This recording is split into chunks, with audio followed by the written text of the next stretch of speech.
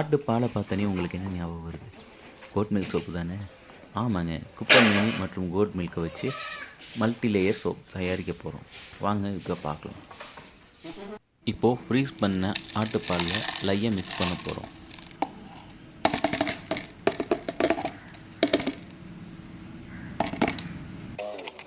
ஏன் ஃப்ரீஸ் பண்ண ஆட்டுப்பாலில் லையை மிக்ஸ் பண்ணுறோன்னு உங்களுக்கு தெரியணும்னா, இப்போது ஃப்ரீஸ் பண்ணாமல் நார்மல் பாலில் லையை மிக்ஸ் பண்ணும்போது பிரிஞ்சு போயிடும். அதனால ஃப்ரீஸ் பண்ணி பாலை லையில் மிக்ஸ் பண்ணணும். அது லையில் ஹீட் அதிகமாக ப்ரொடியூஸ் பண்ணுறதுனால சீக்கிரம் திரிஞ்சிடும். இப்போ கூட பார்த்திங்கன்னா அந்த மிக்ஸ் பண்ணுற பாலில் லைட்டாக திரிஞ்ச மாதிரி தெரியலாம். ஆனால் இது பால் தெரியலை. உள்ளே இருக்க ஃபேட்டை கேரமலைஸ் ஆகுது. அதனால உங்களுக்கு பார்க்குறக்கு அப்படி தெரியுது. இது லையோ பால் திரிஞ்சதோ கிடையாது, கேரமலைஸ் ஆன ஃபேட். அதனால ஒன்றும் பிரச்சனை கிடையாது. இப்போது pH செக் பண்ணுறோம். pH லெவல் பாருங்கள் எவ்வளோ இருக்குன்னு. 10 இருக்குது. pH லெவல் ஹோம்மேட் சோப்புக்கு, அது கோல்டு ப்ராசஸ் சோப்புக்கு 10 கண்டிப்பாக இருக்கும். அதனால ஒன்றும் ப்ராப்ளம் கிடையாது. இப்போது தேங்காய் எண்ணெய் யூஸ் பண்ணுறோம். அடுத்தது சன்ஃப்ளவர் ஆயில்.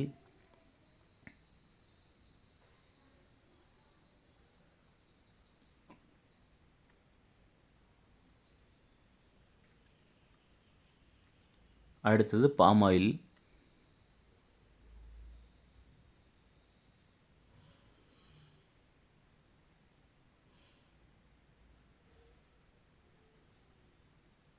அப்புறம் லாஸ்ட்டாக ஆலிவ் ஆயில்.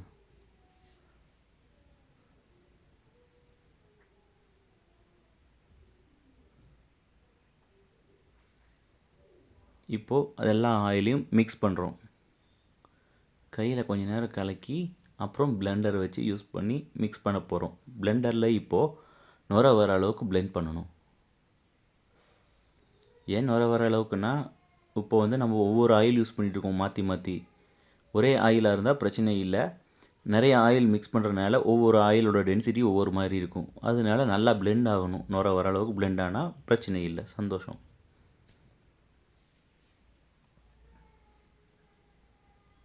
இப்போ ஆயிலில் நுர வந்துடுச்சு, பார்த்தீங்கன்னா உங்களுக்கு நல்லாவே தெரியும். அடுத்ததாக இதில் நம்ம லை மிக்ஸ் பண்ண போகிறோம்.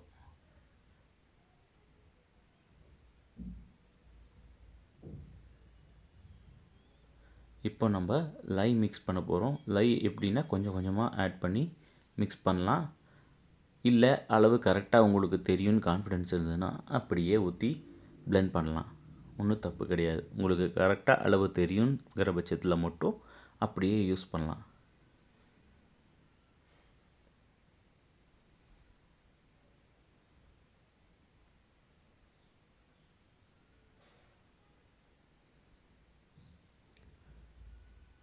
ஒரு சிலர் நோட்டீஸ் பண்ணியிருப்பீங்க, அது என்னடா ரெட் கலர் இருக்குன்னு.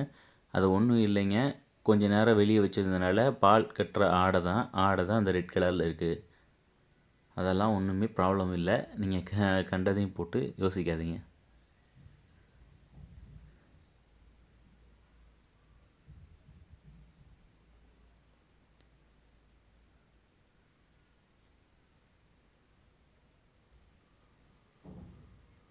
இப்போது ட்ரேஸ் வர ஆரம்பிச்சிருச்சு. சோப் ட்ரேஸ் வந்தானையும் ஓரளவுக்கு ட்ரேஸ் வந்தானையும் குப்பை மேனி தனியாக எடுத்து, இதில் பாதி எடுத்து குப்பை மேனி பவுடர் போட்டு, அது ஒரு லேயருக்கும், நார்மலாக இது கோட் மில்க் மிக்ஸ் பண்ணியிருக்கு, கோட் மில்காக ஒரு லேயரும் நம்ம வச்சுருக்க போகிறோம். ஏன் வச்சுருக்க போகிறோன்னு மறுபடியும் நீங்கள் பின்னாடி பாருங்கள். பார்க்கும்போது எதுக்காக அப்படி பண்ணுறாங்கன்னு உங்களுக்கு தெரியும்.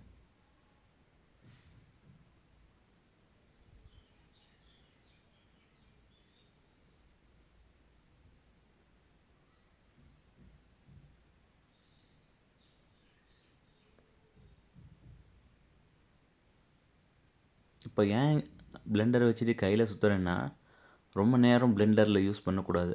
அதாவது யூஸ் பண்ணும்போது ட்ரேஸ் நமக்கு அதிகமாக கெட்டியாயிரும் சீக்கிரம். அப்போ கெட்டியாகிற சமயத்தில் நம்ம கையில் கலக்கிறது பெட்டர். அதுக்காக தான் கையில் கொஞ்சம் நேரம் பிளெண்டரில் கொஞ்சம் நேரம் மாற்றி மாற்றி பண்ணுறேன்.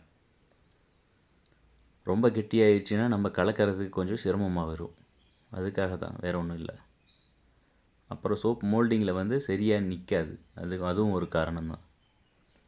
இப்போது பாதி எடுத்தாச்சு. இதில் குப்பைமேனியை ஆட் பண்ண போகிறோம் நம்ம. இப்போது பாருங்கள், ஒரு கன்சிஸ்டன்சி பார்த்திங்கன்னா ஒரு ஆயில்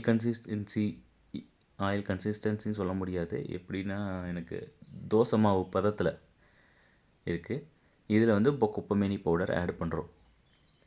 இது வந்து 4 ஸ்பூன் குப்பைமேனி பவுடர் ஆட் பண்ணுறோம். என்ன வெறும் 4 ஸ்பூன் தான் யூஸ் பண்ணுறோமான்னு கேட்டிங்கன்னா, இந்த 4 ஸ்பூன் தயாரிக்கிறதுக்கு வந்து எவ்வளோ செடி யூஸ் பண்ணுறேன்னு ட்ரை பண்ணி பவுடர் ஆக்கிறவங்களுக்கு தான் தெரியும். இதில் அதிகப்படியான குப்பைமேனியோட எக்ஸ்ட்ராக்ட், அதாவது சத்துக்கள் இருக்குது. அதனால் ஒன்றும் ப்ராப்ளம் கிடையாது. 4 ஸ்பூனுங்கிறது வந்து கம்மி கிடையாது.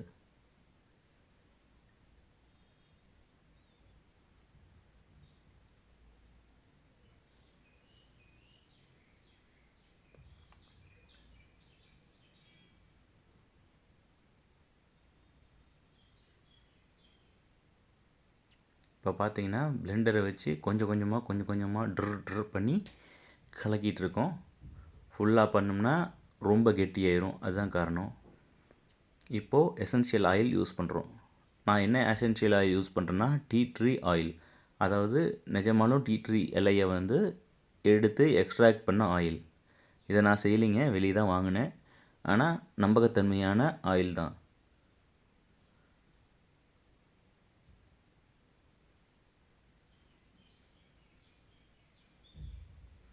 இப்போ பார்த்தீங்கன்னா எசென்ஷியல் ஆயில் கொஞ்சம் நல்லா கலக்கணும். நல்லா கலக்கினா தான் ஆயில் ஈவனாக இருக்கும். அதில் மிக்ஸ் ஆகி நல்லா இருக்கணும். பார்த்தீங்கன்னா இப்போ ட்ரேஸ் நல்லா வந்துருச்சு. கொஞ்சம் கெட்டியும் ஆயிடுச்சு. இதுக்கு மேலே வச்சுருந்தோம்னா சோப் வந்து மோல்டில் ஊற்ற முடியாது. மோல்டில் ஊற்றுனா ஷேப் வரத்துக்கு கொஞ்சம் கஷ்டமாக இருக்கும். இப்போது எடுத்து வச்சுட்டு அடுத்தது மோல்டில் ஊற்றுறது எப்படின்னு பார்க்கலாம் வாங்க.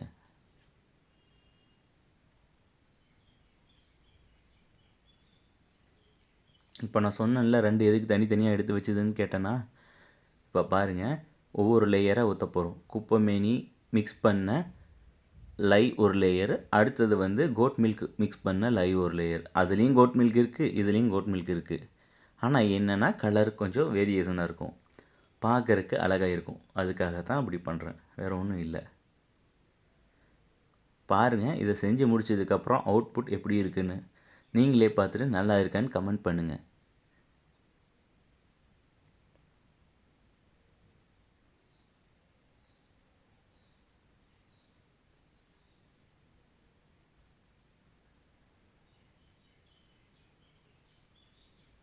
இப்போ எல்லா மோல்ட்லேயும் இருக்கிறத வச்சு யூஸ் பண்ணியாச்சு, ஊற்றியாச்சு. இப்போ வந்து ஸ்பூனை வச்சு எதுக்காக குத்துறேன்னா, உள்ளே பபுள்ஸ் இருக்கும். பபுள்ஸ் இருக்கும்போது சோப் உள்ளே வந்து ஓட்டையாக இருக்கும். அதை தவிர்க்கறதுக்காக இந்த ஸ்பூனை வச்சு குத்தி விடுங்க.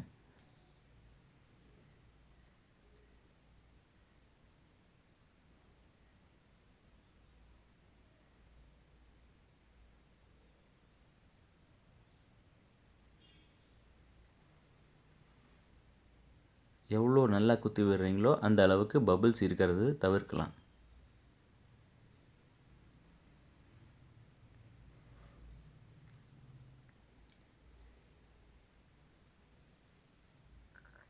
பார்த்தா எல்லாமே கலங்கின மாதிரி இருக்கும். எதுக்குடா தனித்தனியாக செஞ்சு அப்படியே செஞ்சு ஊற்றிருக்க வேண்டியதானு நீங்கள் நினைக்கலாம்.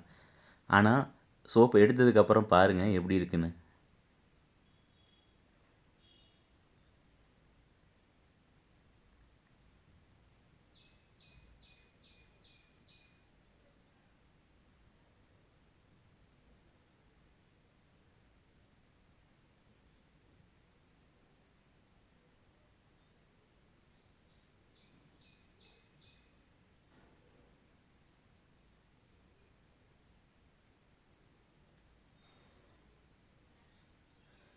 இப்போது சோப் மோல்டில் போட்டாச்சு. அடுத்தது பார்த்திங்கன்னா இது ஒரு 10 மணி நேரம் கழித்து நான் வெளியே எடுக்கிறேன். சோப் பாருங்கள் எப்படி ஆயிடுச்சுன்னு. நல்லா காஞ்சிருச்சு. இப்போது சோப் செட் ஆயிடுச்சு. இது மட்டும் பார்த்தாதுங்க, சோப் வந்து நல்லா க்யூர் ஆகணும். அந்த லையோட ஃபுல்லாக அதனோட ஸ்ட்ரென்த்தெல்லாம் குறையணும். லையோட ஸ்மெல்லு எதுவுமே வராத போது தான் இந்த சோப் யூஸ் பண்ணணும். நான் சேல்ஸ் பண்ணுற போதும் இந்த லை வந்து சுத்தமாக குறைஞ்சதுக்கப்புறம் தான் சேல்ஸ் பண்ணுவேன். இது எப்படி இருக்குன்னு கமெண்ட் பண்ணுங்கள்.